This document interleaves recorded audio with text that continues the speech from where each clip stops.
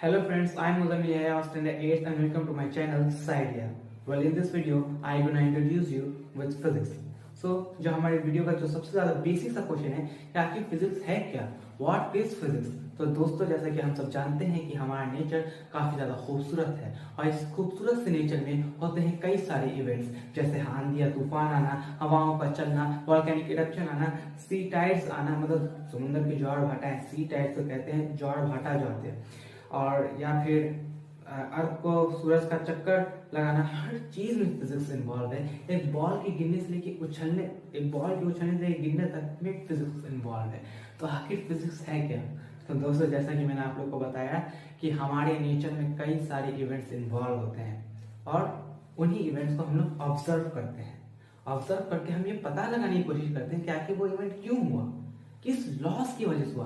और जब हम उन्हीं लॉस का पता लगा लेते हैं और दुनिया को उन्हीं लॉस के बारे में, उन्हीं लॉस को रिवील कर देते हैं दुनिया के सामने, उसी पढ़ाई का नाम है फिजिक्स। अगर मैं फिजिक्स को एक लाइन में कहूँ, एससी वर्मा बुक के अकॉर्डिंग, तो वो ये होगा: physics is the study of nature and it's loss. ये स्टेटमेंट बिल्कुल ही सही है, क्योंकि फिजिक्स कुदरत और इसके नियमों की स्टडी है।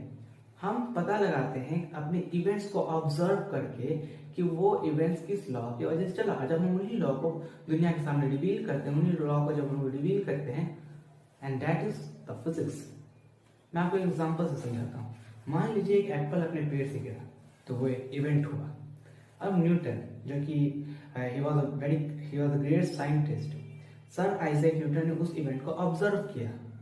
ऑब्जर्व करके सर आइजैक न्यूटन ने यह पता लगाया कि आखिर वो इवेंट क्यों हुआ, आखिर एप्पल अपने ट्री से क्यों गिरा, और फिर उन्होंने लॉ ऑफ ग्रेविटेशन दिया दुनिया को कि आखिर वो जो इवेंट हुआ वो इस लॉ के वजह से हुआ।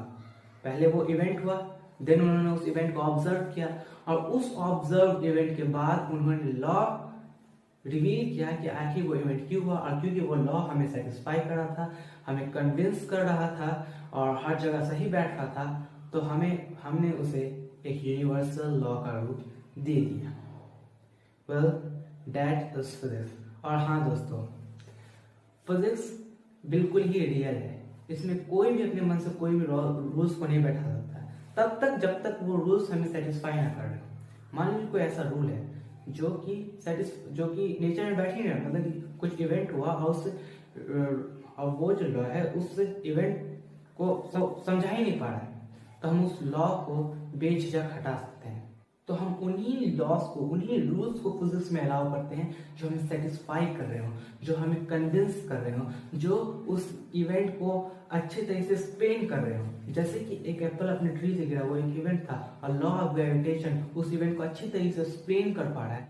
तो हम लॉ ऑफ ग्रेविटेशन को एक यूनिवर्सल लॉ मानने से कभी नहीं ठुकराएंगे और हम लोग लॉ ऑफ ग्रेविटेशन को बिल्कुल जगह देंगे फिजिक्स में। वेल, ये बात थी फिजिक्स की। अब हम चर्चा करते हैं कि what is the role of mathematics in physics, कि मैथमेटिक्स का फिजिक्स में क्या रोल है। तो वेल, जैसा कि हमें पता होता है कि हमें अपने विचारों को एक जगह से दूसरी जगह पहुंचाने के लिए हमें एक लैंग्वेज की जरूरत होती है। जैसे कोई हिंदी इस्तेमाल करता है, कोई इंग्लिश इस्तेमाल करता है, कोई स्पेनिश, कोई जर्मन, कोई अरेबिक। लोग अलग अलग तरह की लैंग्वेज इस्तेमाल करते हैं अपने विचारों को एक जगह से दूसरी जगह पहुंचाने के लिए। हमारा मेन अटेंशन क्या है? अपने थॉट्स को, अपने नॉलेज को एक जगह से दूसरी जगह पहुंचाना है। मेन काम उस थॉट या उस नॉलेज का है, और लैंग्वेज माध्यम है, लैंग्वेज मीडियम है उस थॉट को पहुंचाने के लिए। बिना लैंग्वेज का आप उस थॉट को नहीं पहुंचा सकते, और अगर आपके पास लैंग्वेज और थॉट नहीं है तो उस लैंग्वेज का कोई फायदा नहीं। सो इसी तरह तो यही रिलेशन है फिजिक्स और मैथमेटिक्स में, कि मेन जो अटेंशन है, जो हमें मेन अटेंशन देना वो फिजिक्स है। हमारा जो मेन काम हमारे जो मेन काम जो करेगा वो फिजिक्स है, जो हमारे लिए हमारा मेन पर्पस है। और उसी पर्पस को एक्सप्लेन करने के लिए, उसी पर्पस को समझाने के लिए, उसी पर्पस को, उसी इमोशन को, उसी फिजिक्स को बताने के लिए हमें मैथमेटिक्स की जरूरत पड़ती है, हमें गणित की जरूरत पड़ती है।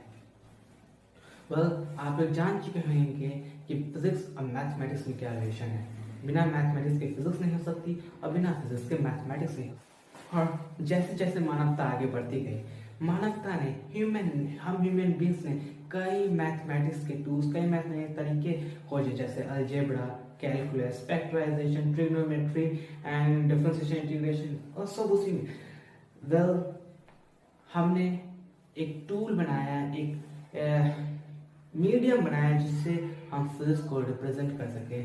जैसे न्यूटन ने मोशन को समझाने के लिए कैलकुलस इन्वेंट की थी, और इसी तरह से हम मैथ्स को बड़ी ही आसान तरीके से, बड़ी ही अच्छे तरीके से किसी को भी समझा सकते हैं फिजिक्स, अगर हमें मैथमेटिक्स का अच्छे से यूज करना आता है। अगर हमें हमारा मैथमेटिक्स पर कमांड है तो हम फिजिक्स पढ़ा सकते हैं, हम फिजिक्स की नॉलेज दे सकते हैं और दुनिया को फिजिक्स समझा सकते हैं, और हम फिजिक्स पढ़ सकते हैं।